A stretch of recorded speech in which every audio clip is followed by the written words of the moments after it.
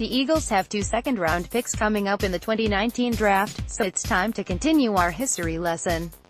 Earlier this offseason, we looked at the history of pick No. 25 in the first round, see story, and yesterday we looked at No.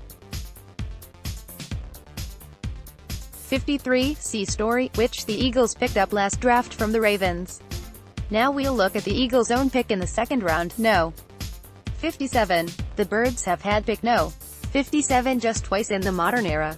In 1997, they drafted LB James Darling. And in 2007, they drafted Victor Abiamiri. Darling played 59 games, 24 starts, with the Eagles in 4 seasons before moving on to the Jets and then Cardinals. He last played in the NFL in 2006 after 139 career games and 53 starts. Abiamiri didn't last very long in the NFL. He played in 29 games, 6 starts, over 3 seasons for the Eagles, last playing in 2009. His short career was riddled with injuries. Here's a look back at the last 10 years at number 57 to 2018, P.J. Hall, DT, Sam Houston State Raiders. As a rookie, Hall played in 14 games, 6 starts, with the Raiders. He had 2 passes batted in 3 tackles for loss. He got off to a slow start as a rookie but played better later in the season. 5 of his starts came after December, but he is still waiting for his first NFL sack. 2017, Zach Cunningham, LB, Vanderbilt, Texans. Cunningham has been a starter for Houston since he got drafted. He's played in 30 games with 27 starts. In 2018, he was tied for the team lead in tackles with 105 despite missing a couple games with injury. Still early, but this looks like a great pick. 2016, TJ Green, Clemson Colts. After being taken by the Colts, Green played in 31 games, 11 starts, in 2 seasons in Indianapolis. In 2018, he was waived, injured by the Colts and signed briefly with the Seahawks. After a few weeks, Green decided to retire. 2015, Rob Havenstein, OT, Wisconsin Rams. Since getting drafted, Havenstein has played and started in 59 games, mostly at tackle. He's been a very consistent player and signed a 4-year extension with the Rams before last season that locked the right tackle up through the 2022 season. It was reportedly worth more than $32 million. 2014, Carlos Hyde, RB, Ohio State 49ers. The bruising running back spent his first 4 seasons with the 49ers, eclipsing 900 yards in 2016 and 2017. Last season, he began the year with the Browns but was traded to the Jaguars in October. In 8 games with Jacksonville, Hyde averaged just 3.3 yards per carry and didn't get into the end zone. He has 2 years left on his contract. 2013, DJ Swearinger, South Carolina Texans. The outspoken Swearinger lasted 2 seasons in Houston, then bounced from Tampa to Arizona to Washington. He was a Pro Bowl alternate for the Redskins in 2018, but publicly criticized his defensive coordinator and was cut. The Cardinals claimed him off waivers. This will be his second stint with the Cardinals. 2012, Brock Osweiler, QB, Arizona State Broncos. The 6'7" quarterback lasted 4 years in Denver but made just 7 starts. He then went to Houston, back to Denver, then to Miami in 2018. He is set to be an unrestricted free agent this offseason. Osweiler has a 15-15 career record with 37 TDs and 31 INTs. 2011, Mikel LaSure, RB, Illinois Lions. In August, before his rookie campaign, LaSure tore his Achilles and missed all of the 2011 season. After missing the first 2 games of the 2012 season because of a substance abuse suspension, LaSure had 798 yards rushing and 9 touchdowns in 2012. He was released in August of 2014 and hasn't played in the NFL since. 2010, Terrence Cody, DT, Alabama Ravens. In 5 NFL seasons, all with the Ravens, Cody played in 57 games with 21 starts. His last NFL season was in 2014, but he got in just 1 game. In 2011, he started all 16 games. He dealt with weight issues in the NFL and dealt with legal troubles in 2015 as he remained unsigned. 2009, Paul Kruger, OLB, Utah Ravens. Kruger played his first 4 seasons in Baltimore, getting into 51 games and starting 7. He signed a contract with the Browns in 2013 and became a starter in Cleveland. His best season came in 2014, when he picked up 11 sacks. His last NFL season was in 2016, when he played in 15 games and started 13 for the Saints. He hasn't played in the league since 2016. Click here to download the My Teams app by NBC Sports. Receive comprehensive coverage of your teams and stream the Flyers, Sixers and Phillies games easily on your device. More on the Eagles. Even though the NFL's tagging window is now open, it's still a relatively quiet period for the Eagles. That will change next week when the NFL takes over Indianapolis for the annual Scouting Combine. But until then, we got plenty of questions for our latest mailbag. We split them up, so just the first bunch today. Here we go. Will the Eagles sign Nelly or Tate? Or both? Rodolfo Sixel, at Rodolfo Sixel, February 20, 2019. I don't think both will be back. I'm not going off any information there, just my thought on the situation. To me, it wouldn't make much sense to bring both of them back because the Eagles had half a season to figure out how to use them together and never did. If I'm the Eagles, I'd stick with Aguilar and let Tate walk for a few reasons. First, Aguilar is younger. He's just 25, while Tate has already turned 30, which is important when we're talking about a possible extension. I also think Aguilar is already the more explosive player with big play potential, which is pretty important. Over the last 2 seasons, Aguilar has 7 catches of 50-plus yards, good for 3rd in the NFL. Tate has 11 such catches in his 9-year career. So they're different types of players who play in the same spot.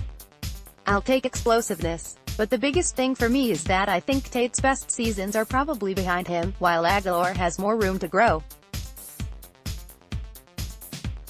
Aguilar hasn't had a 1,000-yard season in the NFL and Tate has had 3. But Aguilar got off to a slow start for a first-round pick. He has the talent to become a much better player, especially in an offense that figures out how to use him correctly. So I'd let Tate walk and extend Aguilar to help alleviate what would be a cap hit of over $9.3 million in 2019 on his 5th-year option. What did the Eagles do with Mac Hollins? Jason Deeger, at Gold. Deeger, February 20, 2019. Hollins has become somewhat of a forgotten man, and for good reason. The young receiver missed his entire 2nd season under somewhat mysterious circumstances. When Mike Wallace went down early in the season, they really could have used Hollins and the deep threat ability he was supposed to bring with him from North Carolina. As a rookie in 2017, Hollins had just 16 catches for 226 yards and a touchdown and then missed all of 2018. But he's set to have a cap hit of just north of $800,000 in 2019, so I expect him to be back on the roster in year 3. Even if he's not a candidate to produce offensively, he's a pretty good special teams player, which most bottom-of-the-roster receivers need to be.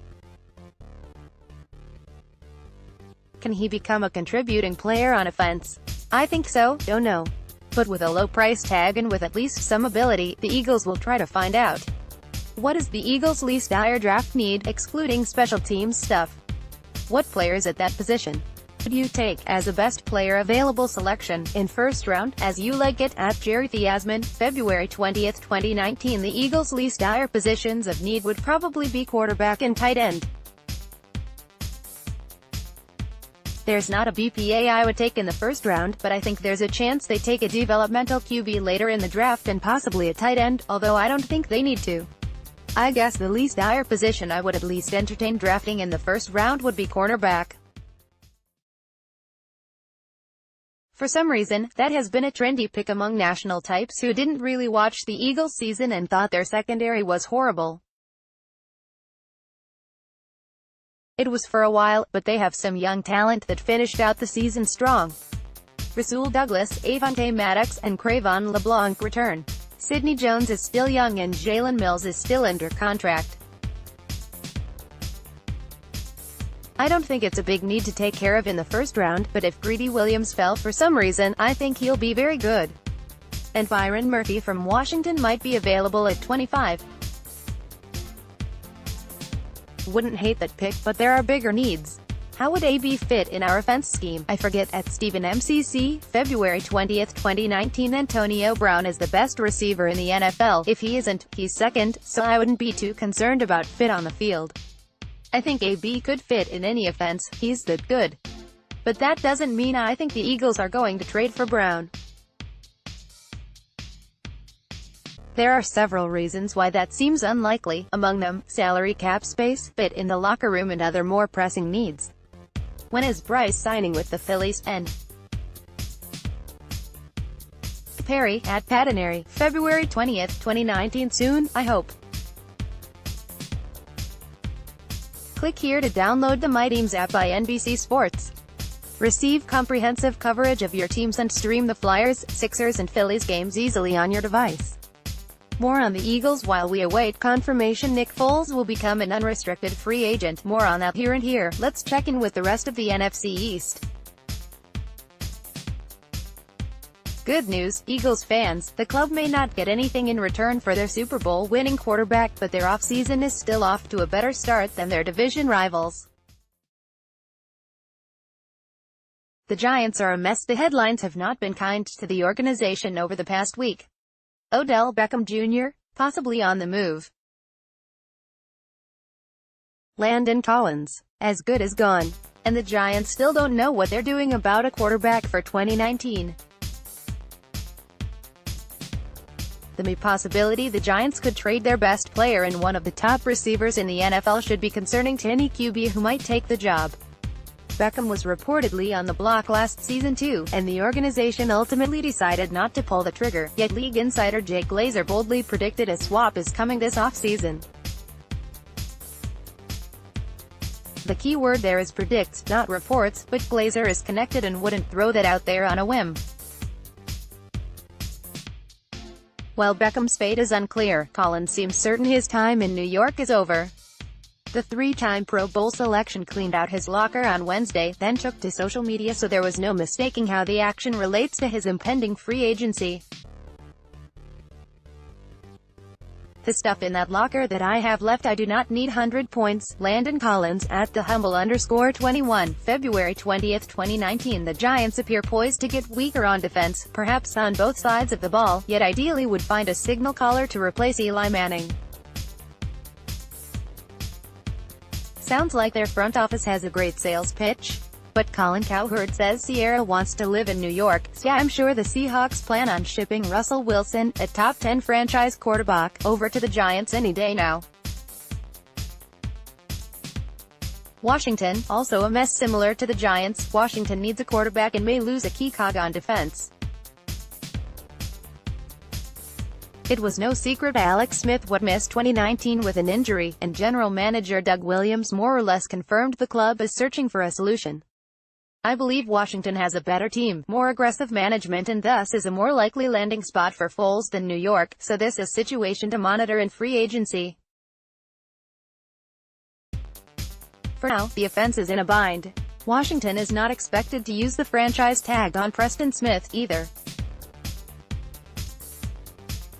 The 26-year-old outside linebacker is headed toward free agency with 24.5 sacks in 4 NFL seasons. The Cowboys are a mess, too. Jason Garrett is officially a lame duck head coach in the final year of his contract. Nobody knows who will be calling the plays for the Cowboys offense in 2019. Garrett, our new offensive coordinator Kellen Moore, who was the team's backup quarterback less than 2 years ago, but the staff in place led the best players in the conference to 7 points in the Pro Bowl in January. What could possibly go wrong? Click here to download the My Teams app by NBC Sports. Receive comprehensive coverage of your teams and stream the Flyers, Sixers and Phillies games easily on your device. More on the Eagles.